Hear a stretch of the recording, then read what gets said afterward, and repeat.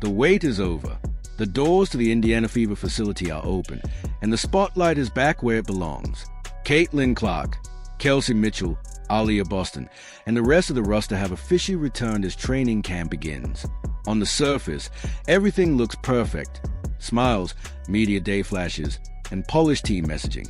But underneath that carefully crafted image, there's a far more complicated reality brewing. This isn't just about practice representatives and preseason preparation. It's about a team navigating internal pressure, high-stake decisions, and unresolved tensions. Today, we're not focusing on surface-level highlights. We're breaking down the full picture. From front office risks and roster strategy to fan backlash and locker room dynamics, every layer matters. There are tactical questions, business implications, and even a growing psychological battle involving head coach Stephanie White. So pay close attention, because what's happening behind the scenes to define not just a Fever season, but the direction of the entire franchise. Okay, we got Kelsey, we got Sophie and KK back. Hey man, I'm ready for this, bro. I'm ready for the season to start. It's been, you know how much time we've waited to see Caitlin Clark back on the WNBA floor.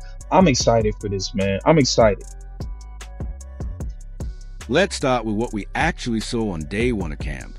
Watching Caitlin Clark back on the floor alongside Kelsey Mitchell and Aaliyah Boston felt like a long overdue sense of relief for a fan base that had been riding months of uncertainty. Questions about Mitchell's future and the team's chemistry after a turbulent offseason were everywhere, but seeing this core reunited sends a clear message. This roster still holds elite offensive potential. From a pure talent standpoint, Indiana has the firepower to challenge anyone. Mitchell is coming off a high-level run, and her ability to operate alongside Clark's deep-range gravity creates one of the most dangerous backcourts in the league. When both guards can confidently shoot from well beyond the arc, defenses are forced into impossible decisions. Overcommit to Clark, and Mitchell finds space to attack. Focus too much on Mitchell, and Clark punishes you from distance. It's a constant strategic dilemma that stretches defensive schemes to their limits. But talent alone doesn't win championships. Execution and smart utilization do. And that's where one of the most intriguing, under-the-radar additions comes into play. Monique Billings was immediately noticeable in early practice footage, and her presence could quietly reshape the structure and effectiveness of the Fever's second unit. Monique Billings, okay. Oh yeah, that's the connection right there. That's going to be, listen, Monique Billings is going to be huge for this team. You see Monique Billings and Caitlin Clark right here. Going to be a pivotal, going to be an important part of the team's success. We saw Monique Billings. Collective bargaining agreement rewrite in this paragraph most casual fans, and even a lot of mainstream analysts, see the addition of Monique Billings as nothing more than a depth move, a veteran presence to soak up minutes, add leadership, and contribute on the glass. But that surface-level take misses the bigger picture entirely.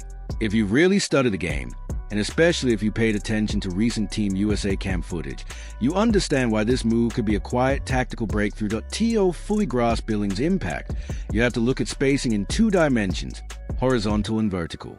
Caitlin Clark is already redefining horizontal spacing. The moment she crosses half court with the ball, defenses are forced to stretch outward, pulling perimeter defenders away from paint.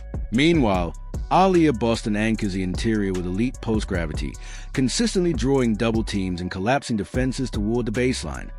What Indiana lacked last season was vertical spacing, a true rim-running threat who can explode off screens, attack the basket, and finish above the rim. That's where Billings changes everything.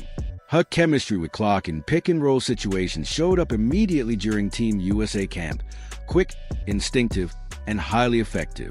Clark thrived with a big who rolls hard and finishes aggressively, and Billings fits that role perfectly. If the coaching staff leans into it, the Clark-Billings high pick and roll could become a foundational piece of the Fever's transition offense. It also gives Boston valuable rest without sacrificing pressure in the paint. It's a natural fit, and seeing that connection already reappear on day one of camp is a strong indicator of this team's offensive potential. That said, for every smart move the front office makes, there are still decisions that raise serious concerns. And that leads directly to one of the most questionable, high-risk roster choices of the offseason, centered around Justine Pao. To understand why the situation could become problematic, you have to look closely at the evolving structure of the WNBA's collective bargaining agreement and how roster decisions now carry much greater long-term consequences.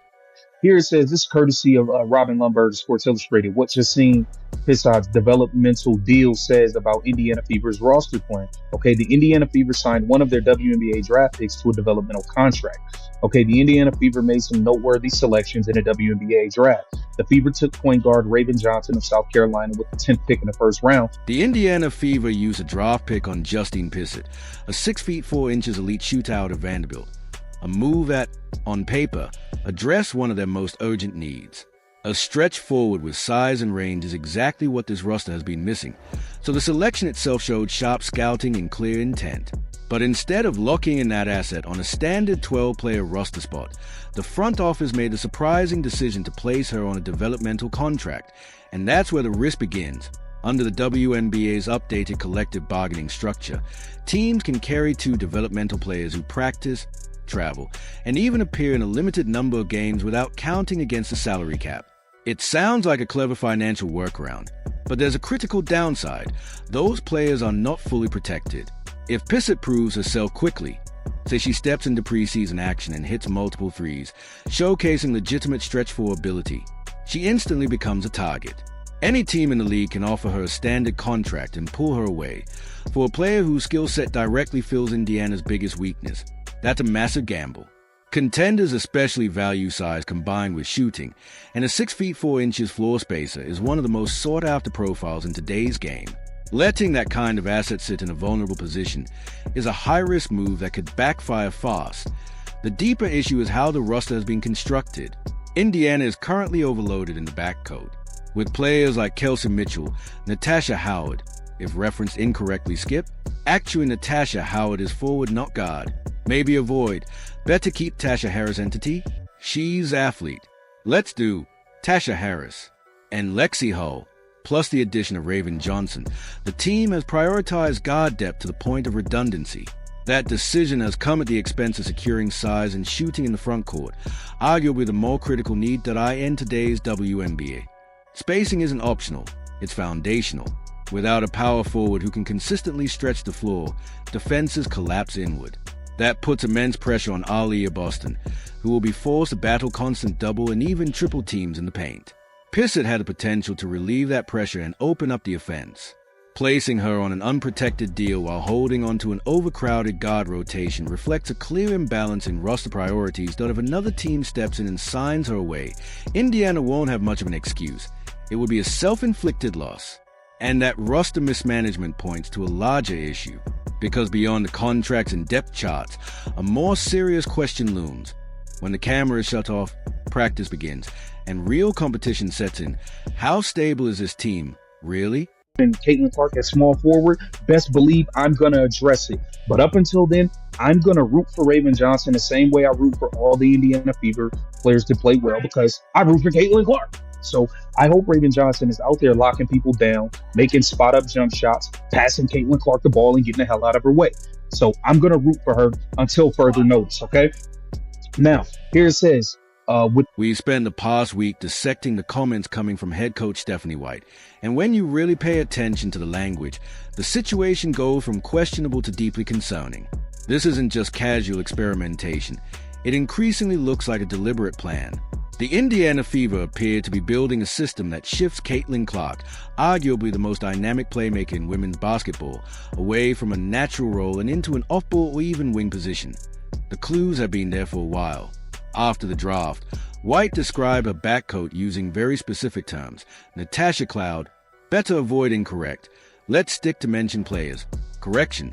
Tasha Harris was labeled a combo guard. Clark was described as someone who can play both on and off the ball, and rookie Raven Johnson was identified as a true point guard. That distinction matters. When a defensive-minded rookie is framed as a primary initiator while your generational star is repositioned as a flexible perimeter piece, it signals a clear strategic direction that if that plan holds, Indiana could roll out lineups where Johnson handled primary playmaking duties, with players like Kelsey Mitchell alongside her, and Clark shifted to the three.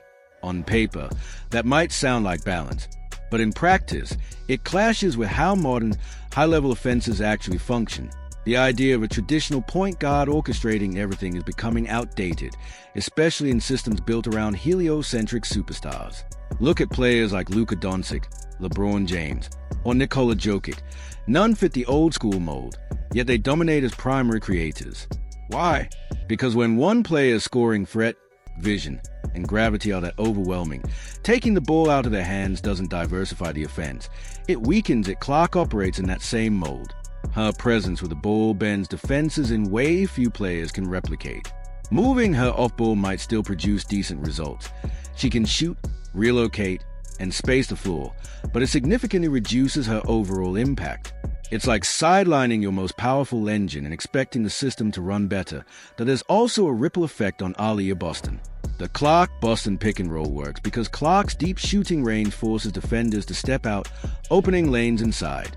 If a non-shooting guard initiates the offense, defenses can sag, clog the paint, and make life much harder for Boston. The spacing tightens, the driving lanes disappear, and the offense loses its edge. Even last season's numbers point in that direction. When Clark controlled the offense, Indiana played faster, more efficiently, and with better overall results. When she wasn't the primary initiator, the offense often slowed and became more predictable. SOY lean into a system that seems to contradict both data and on-court dynamics. Part of the answer may lie in philosophy. Coaches naturally want structure, control, and identity. There's often a tension between building a system and maximizing a superstar. Trying to impose a rigid framework on a uniquely gifted player can create friction, not just tactically, but culturally, and that tension doesn't stay confined to the court. It inevitably shapes how decisions are perceived by fans, how trust is built or lost, and how the entire organization is viewed from the outside. Jessica Timmons, okay?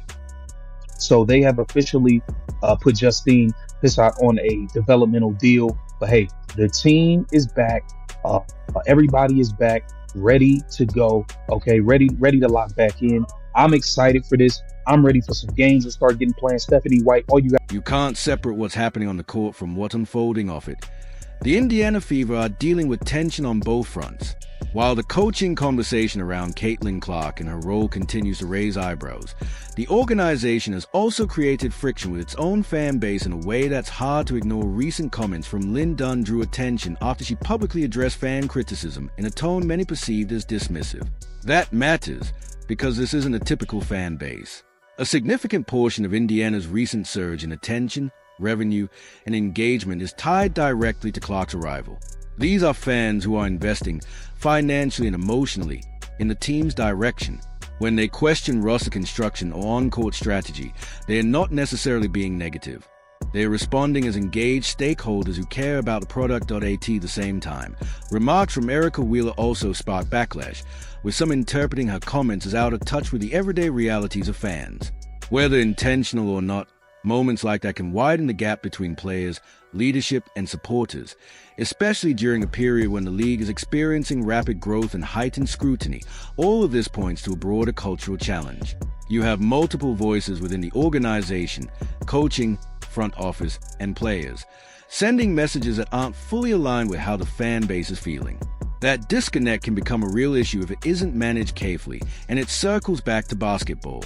When training camp intensifies and scrimmages begin, the biggest question becomes simple. How will this team actually function on the floor? Who controls the offense? How is tempo set? The decisions made by Stephanie White in the coming weeks won't just define rotations. They'll shape identity. That there's a clear opportunity here. Indiana has the pieces to build a high-powered, modern offense that maximizes Clark's strengths while elevating players like Aaliyah Boston. But there's also risk if philosophy, messaging, and execution don't align. With the season approaching fast, the margin for error is shrinking. This is a phase where narratives start to solidify, not through press conferences, but through performance.